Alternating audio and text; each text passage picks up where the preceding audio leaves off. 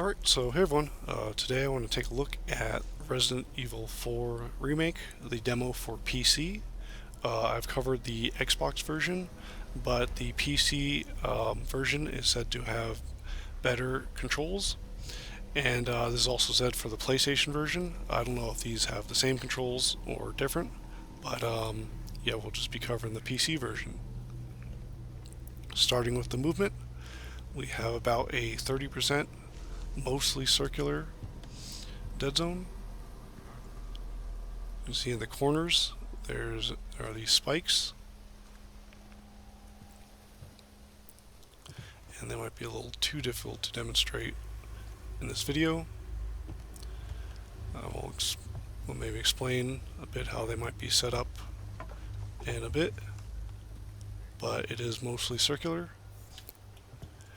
and there does not seem to be any restricted diagonal movement. So if I point the stick over here, Leon's moving slightly right. If I move it over here, he's moving slightly left. This may be a little more obvious moving backwards because you can see Leon shift his weight a little more dramatically.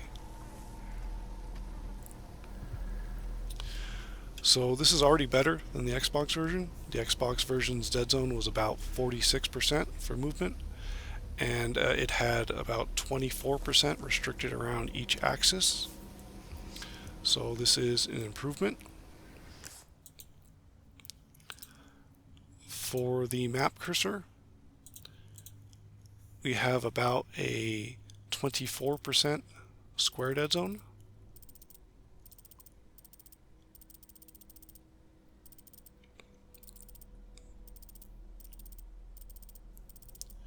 And this is unrestricted, so if we cap the cursor over here, you can see that it switches direction right around the axis. This is a pretty rare implementation for a square dead zone. Most have restricted diagonal movement in a cross shape the size of the dead zone, and you can see that this has full diagonal movement around the horizontal axis as well.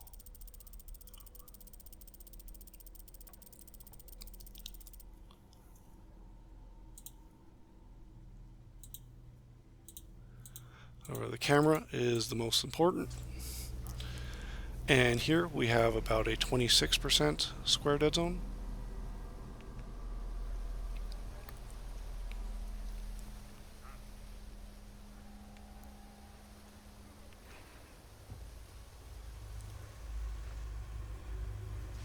With restriction around the vertical axis. So if your stick is anywhere within this blue region, you'll be moving perfectly horizontally. So as you can see, I'm making these slow bobbing movements, and this is not being registered by the game. It isn't until you break into these green regions where you start seeing diagonal movement occur.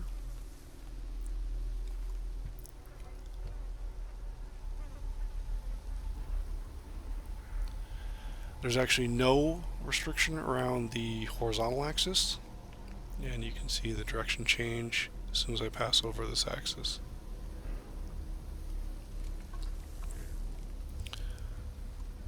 So these two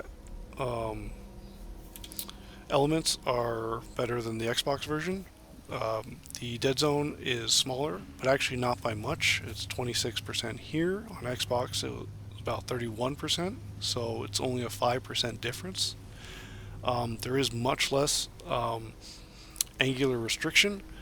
The Xbox version had an axial dead zone that restricted about 24% around both axes, with some additional vertical restriction. This vertical restriction is here, here as well, and this is actually the same amount that was in the Resident Evil 2 Remake on PC, 20% around the vertical axis, with the difference here being when you aim, this restriction remains. So this is consistent between your normal camera and your aiming. In Resident Evil 2 Remake on PC, this restriction was removed, so you had full diagonal movement while aiming. So this is a bit of a step back here. And actually in that game you had fully circular dead zones, so this is another way that this is a bit different. Though for aiming there you had a 30% dead zone, so this is actually slightly smaller. Now the dead zone here is smaller than the Xbox version. However, being 5%, that's not really too major. What the biggest thing that made the Xbox version feel like it had a larger dead zone is the acceleration curve. So the acceleration curve here, you can see that it doesn't start at 0. It starts pretty close though, but it starts slow and then builds up fast near the end until its maximum turn rate.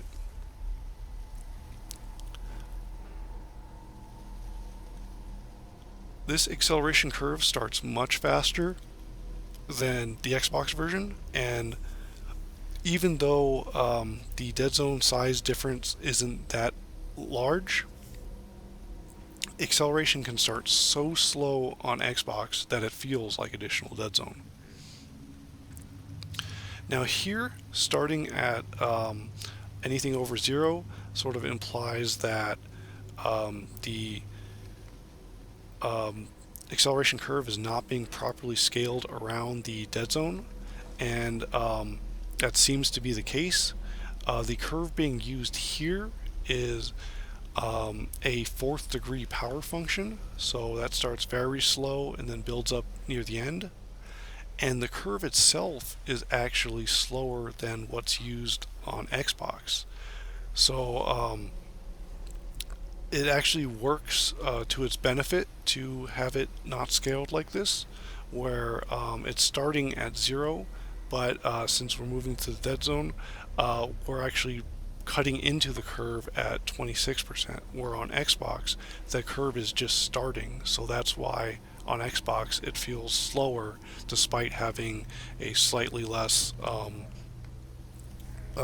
slow curve.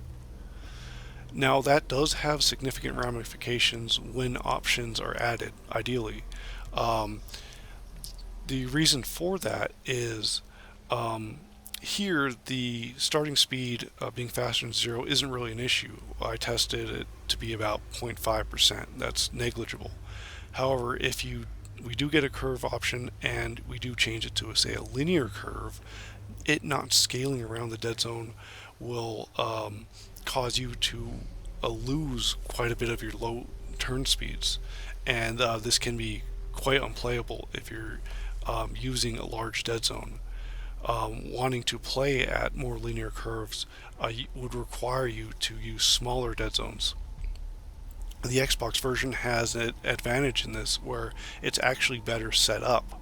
So if we just removed the axial dead zones or added options for it, had options for the radial dead zones and the acceleration curve, everything would work fine. Here, the acceleration not being scaled will have those issues, and the way the square dead zones are set up will be an issue. So these have to be changed to circular dead zones and the acceleration rescaled.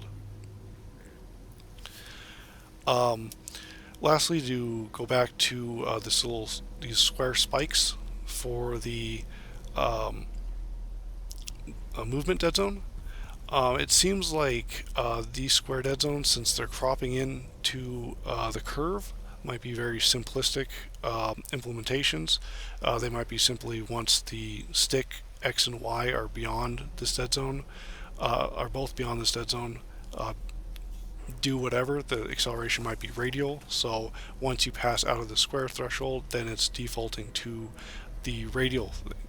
So this movement, this is very likely a square dead zone that you're moving out of, and then once you move out of that, you're being applied. It's being applied to a circular dead zone.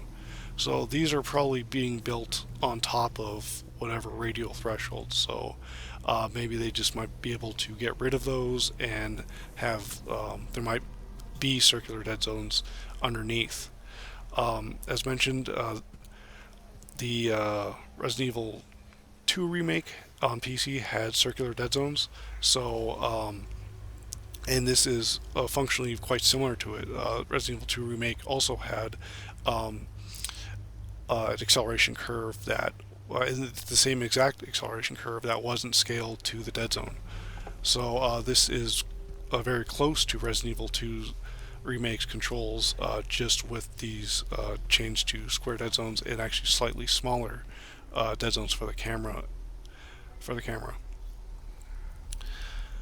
But that about covers it. So the improvements are the same that I've requested for the Xbox version. Options, getting rid of the axial dead zones, switching to circular dead zones, and getting an acceleration curve slider. So the things that really need to change here are just for the PC version specifically is scaling the acceleration curve to the uh, to the dead zone and changing the dead zones to circular. This isn't quite as simple as the Xbox version to fix. Um, Additionally, this isn't terribly important, but I think defaulting to a quadratic instead of a fourth degree curve or a 3.5 degree curve on Xbox would be much better. Those curves are already plenty precise. They're used in plenty of games. If you played, say, Doom Eternal, that used a quadratic curve. Call of Duty actually uses a bit more precise of a curve than that, but all of these will give plenty of precision, especially for the sensitivity cap in this game. These intense curves are needlessly precise. But that about covers it. So thanks for watching, and everyone, have a good rest of your day.